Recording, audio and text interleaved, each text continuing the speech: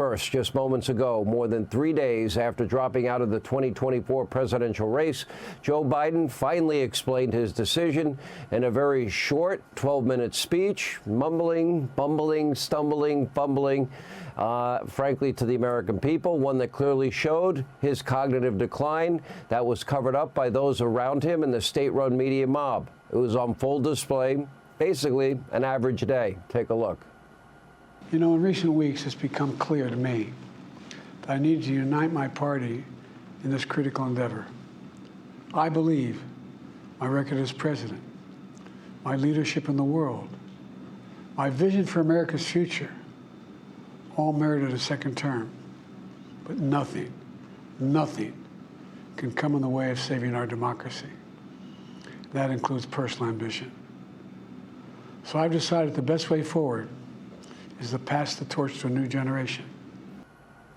Oh, democracy in peril. The same party that wanted to keep Donald Trump off the ballot, the party that disenfranchised millions and millions of their own primary voters, he's dropping out to save democracy. What about those disenfranchised Democrats? All of their primary votes tossed in the garbage. And by the way, Joe Biden can barely talk. But Democrats, the state-run media mob, they now want you to believe that Joe Biden is too far gone for a political campaign, but he can somehow still carry out his duties as president for another 6 months. He looked, as usual, weak, frail, and a cognitive mess. We told you this before the 2020 election. Now, these are the same people only a few weeks ago that told you that Biden was sharp as a tack, and videos that we showed you that were unedited of his decline, they were cheap, fake videos. The same people who now want you to believe that Kamala Harris is the second coming of Jesus. We're now less than a week into Kamala's ascension as her party's presidential nominee. The honeymoon phase, the sugar high is fully underway. And breaking tonight, Democrats just finalized a plan to nominate Harris before the convention to prevent any debate or competition. And meanwhile, the state-run media mob, they're now gushing over Harris, scrubbing her radical record, and they now claim that the real border czar was never really the border czar. And just yesterday, the supposedly nonpartisan GovTrack, they deleted this very important report, a report that ranked Kamala as the most left-wing senator in 2019. She was left of Bernie Sanders, the socialist from Vermont. But tonight, it's pretty easy to cut through all of the clutter, all the lies, all the propaganda. In between, plenty of weird and nervous giggling from Kamala Harris. There is something called her radical and extreme record. And these radical beliefs, we have a lot of them on camera. And tonight, we continue to do the job of the media mob and bring you Kamala. Kamala in her own words. And we begin with her 2019 Senate voting record that, was to the left of Bernie Sanders. Take a look. You're considered the most liberal United States senator. Somebody said that, and it actually was Mike Pence on the debate stage. But yeah, well, actually, the nonpartisan GovTrack has rated you as the most liberal senator. You supported the Green New Deal. You supported Medicare for all. You've supported legalizing marijuana. Joe Biden doesn't support those things. So are you going to bring the policies, those progressive policies that you supported as senator, into a Biden administration? What I will do, and I promise you this, and this is what Joe wants me to do, this was part of our deal. I will always share with him my lived experience as it relates to any issue that we confront. I'm the most liberal senator ever. I don't know what to say. Compiling a voting record even more liberal than, Bernie Sanders. That's not easy to do. That's a big accomplishment. But Kamala, she pulled it off and then touted this record during her last run for president. Let's take a look, shall we, in her own words. And plastic straws are a big thing right now. Yeah. Do you ban plastic straws? I think we should. Yes. I think there's no question that we've got to critically re-examine ICE and its role and the way that it is being administered and the work it is doing. So would you ban offshore drilling? Yes. And I've, again, worked on that.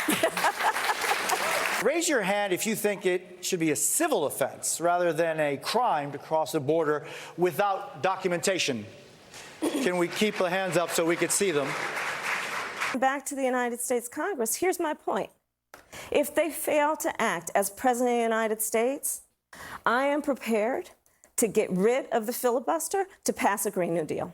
I am in favor of saying that we're not going to treat people who are undocumented across the border as criminals. That's correct. That is correct. Will you commit to implementing a federal ban on fracking your first day in office, adding the United States to the list of countries who have banned this devastating practice? There's no question I'm in favor of banning fracking. For far too long, the status quo thinking has been to believe that by putting more police on the street, you're going to have more safety. And that's just wrong. But would you support changing the dietary guidelines? Yes. You know, the food pyramid, what people Yes. Yes. to reduce red meat specifically. Yes, I would. The bill also says, quote, every individual who is a resident of the United States is entitled to benefits for health care services under this act.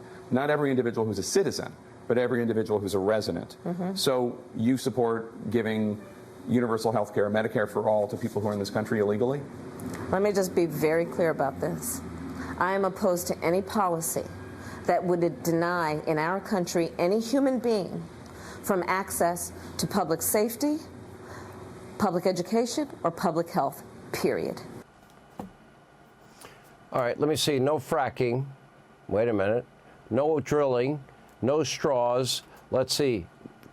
Less consumption of beef, but you get free health care and free education if you're an illegal immigrant, and no restrictions at all on abortion. Let's be clear. These just are not pie-in-the-sky ideas. This is who she is. During her time in the Senate, she actually co-sponsored legislation to ban offshore drilling. She co-sponsored, the Green New Deal, which is a multi-trillion-dollar socialist wish list that bans fossil fuels, upends property rights, and empowers the federal government to control the means of production. But that's not all. Kamala also co-sponsored that Medicare for All bill with her good friend Bernie Sanders. In other words, a single-payer, socialized medical system in this country that you'd have to join.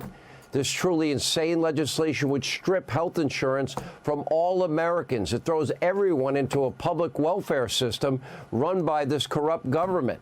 And of course, the salaries of doctors, nurses, other medical professionals would be set by what? Federal bureaucrats? Hospitals, doctors' offices would be run like what? The post office? They're doing so well there. But don't take my word for it. Let's go back to Kamala in her own words. Take a listen. You support the Medicare for All bill, I think initially co-sponsored by Senator Bernie Sanders. You're also a co-sponsor on it. I believe it will totally eliminate private insurance. So for people out there who like their insurance, they don't get to keep it? Well, listen, the idea is that everyone gets access to medical care. And you don't have to go through the process of going through an insurance company, having them give you approval, going through the paperwork, all of the delay that may require. Who of us has not had that situation where you got to wait for approval and the doctor says, well, I don't know if your insurance company is going to cover this? Let's eliminate all of that. Let's move on. You know, the media mob that covered up for Joe Biden's cognitive decline for over 4 years, and they lied about it and covered it all up. Do you think they're going to ask her about these comments? Medicare for all, that's not exactly cheap. So naturally, Vice President Harris thinks a 70 to 80% tax rate proposed by AOC is fantastic. Again, Kamala, in her own words. Take a listen. Alexandria Ocasio-Cortez's new darling of the party. She officially has more Twitter followers than Nancy Pelosi. She was on 60 Minutes this weekend, proudly calling herself a radical. And she's promoting policies like saying that every single carbon emission in the country, every car, should be eliminated within the next 11 years, everything from a 70 to 80% tax rate. Do you agree that she could possibly, in this ideology of the socialist left, could splinter your party? No. You know, I think that she is challenging the status quo. I think that's fantastic. I think that she is introducing bold ideas that should be discussed. Now, don't forget, under Kamala Harris, a chunk of your tax dollars won't even be spent on you, the American people. Biden's border czar, though she is distancing herself from that position, has long advocated for an open border. And she believes you, everyone watching, the American people, should be paying for health care, housing, and every other living expense for anybody and everybody who crosses our border illegally. In fact, she believes that illegal immigration should not even be considered a crime. Kamala, in her own words. As a prosecutor, I can tell you it is a serious mistake to conflate criminal justice policy with immigration policy, as if they are the same thing. They are not. I have personally prosecuted everything from low-level offenses to homicides. I know what a crime looks like. And I will tell you, an undocumented immigrant is not a criminal. All right, this must be a joke, right? No, it's not. The person in charge of solving the root cause of our border crisis for the last 3 years doesn't even think illegal immigration is a crime. Not too surprising, since she never went to where the border troubles were taking place. Remember, she had one trip that was even near the border, but nowhere where the trouble was at the border. It's no wonder the border is an unmitigated disaster, our #1 national security threat. And by the way, as I said last night, Joe and Kamala Harris, for every rape, for every murder, and if there's another 9/11, they have blood on their hands. Now, of course, Kamala also plays a key role in America's violent crime crisis. According to your vice president, America is safer with fewer police and fewer violent offenders in jail. Remember, she helped raise money for that bail fund that freed rapists and murderers. And it's pretty safe to say that Kamala was also a big supporter of the 574 riots, violent riots in the summer of 2020 that they said were mostly peaceful. No, that looked like an insurrection to me. In fact, she encouraged the rioters to keep it up. Remember, a month after they burned a police station precinct to the ground. 4 days after, she supported the bail fund. That bail fund raised that next year they went from $250,000 to over 40. But that was 4 days after. A month after, they're not going to stop. They shouldn't stop. We're not going to stop. Why would they stop rioting? Take a look. This is a movement, I'm telling you. They're not going to stop. And everyone beware, because they're not going to stop. They're not going to stop before Election Day in November, and they're not going to stop after Election Day. And that should be, everyone should take note of that on both levels, that they're not going to let up, and they should not. Beware, take note, they're not going to stop rioting. And while Kamala applauded the violent behavior from criminals and agitators, she's dead set on taking guns away from all of you, peaceful, law-abiding American citizens. In her own words, you decide. What would you do about the millions of, specifically, assault weapons that are already in circulation? What do you do about those? Well, there are approximately 5 million, to your point, Craig. We have to have a buyback program, and I support a mandatory buyback program. It's got to be smart. We got to do it the right way. Now, as most of you know, the term mandatory gun buyback, that's liberal leftist speak for gun confiscation. Kamala Harris wants your federal government to take your firearms by force and then drop off a check for your troubles. But Kamala doesn't just want to take away your right to self-defense and your money and, of course, defund, dismantle, no bail laws, also your private insurance. She wants to upend your freedom of speech. She has long called on tech companies and tech giants to censor so-called hate speech. In other words, speech she doesn't like, and punish those that she finds disagreeable. But of course, none of this would apply to Kamala. Here she is, giggling, laughing, joking about actually killing Donald Trump, in her own words. If you had to be stuck in an elevator with either President Trump, Mike Pence, or Jeff Sessions, who would it be? Does one of us have to come out alive?